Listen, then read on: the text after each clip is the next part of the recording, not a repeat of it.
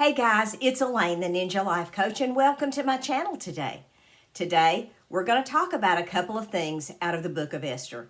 So sit back, grab yourselves a cup of coffee. I'll be right back.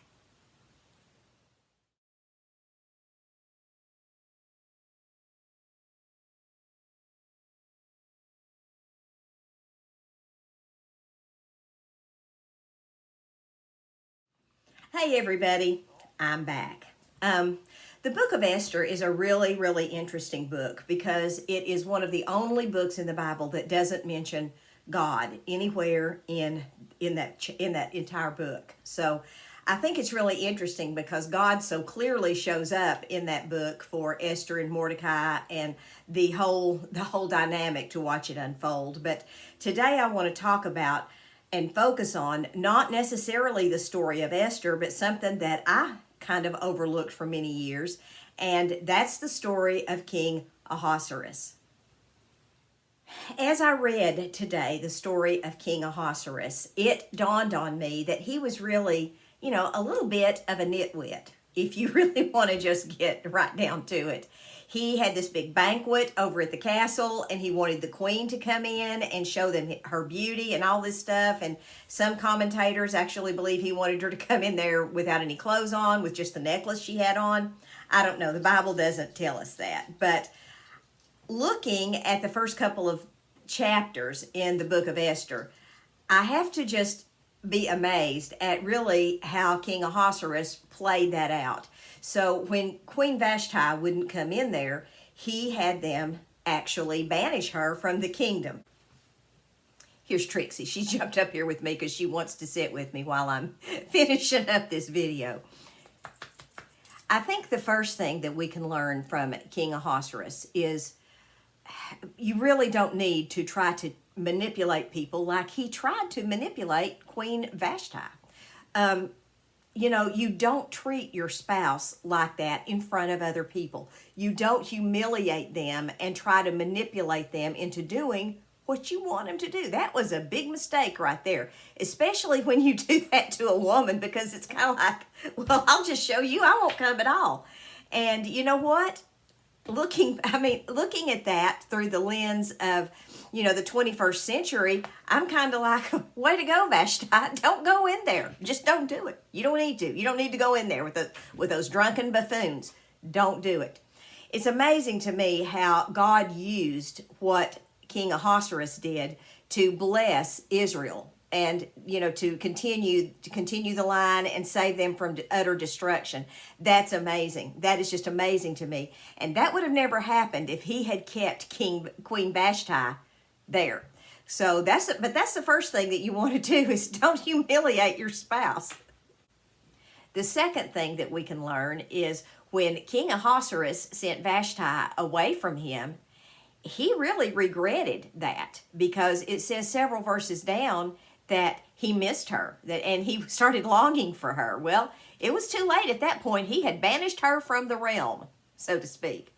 So when we decide that we are going to take people and place them outside of our life and outside of our sphere of influence and outside of our daily activities, whether it's a spouse, whether it's a boyfriend, whether it's a companion, whether it's family member, it doesn't matter. Just know that sometimes when we make these difficult decisions, we have to be prepared to live with the consequences. And the consequences may be we don't see them anymore. That may be the consequence. And if that is the consequence, we need to prepare our hearts for that, and we need to make certain that that's what we want to do at that particular moment. Don't go banishing people from your life just because they make you mad one time. That's not a good enough reason. A good enough reason for that is if it is a repetitive pattern of abuse over and over and over again. By all means, pray about it then and do what you have to do.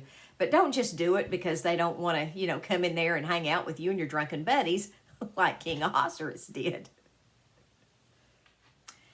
The third thing that King Ahasuerus did that I just found to be amazing is he totally, later on in the book of Esther, he forgot the service that Mordecai did for him.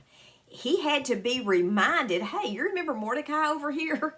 Well, he stopped someone from really harming you. So, he quelled a rebellion for you. So let's you need to honor this man.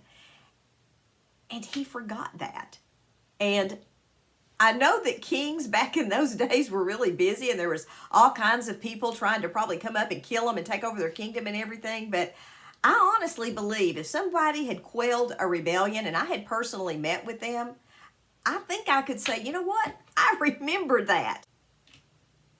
To me, that's the three things that King Ahasuerus did to qualify him as a nitwit, is to focus on how you can treat others a little bit kinder in your life, how you can not manipulate, and how you can help people who have served you in some way in the past. Even if you've already thanked them, it doesn't hurt to send them a little note to say, hey, I was thinking about you today, and I was thinking about the time you cleaned my car out. I was thinking about the time you brought me flowers for no reason. I was thinking about the time you gave me a kind word when I was sitting at the hospital. It never hurts to just remember that and thank them for it, because everybody needs that little pick-me-up during the day sometimes.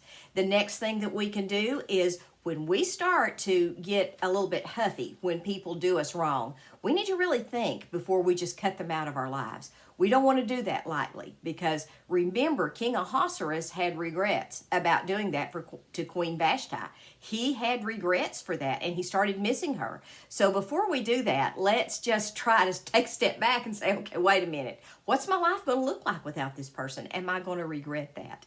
And the last thing that we can do is don't manipulate people. I know sometimes it's easy to do that if you hang around with a group of people that's they're easygoing and they're just kind of like, well, anything goes, and they're not picky about what you do. But even if they're not, everybody likes to be consulted every now and then about their opinion, and they don't want to be manipulated into a situation to just do what you want to do all the time. So guys, hope you have a wonderful day today. God bless you guys. Love you all.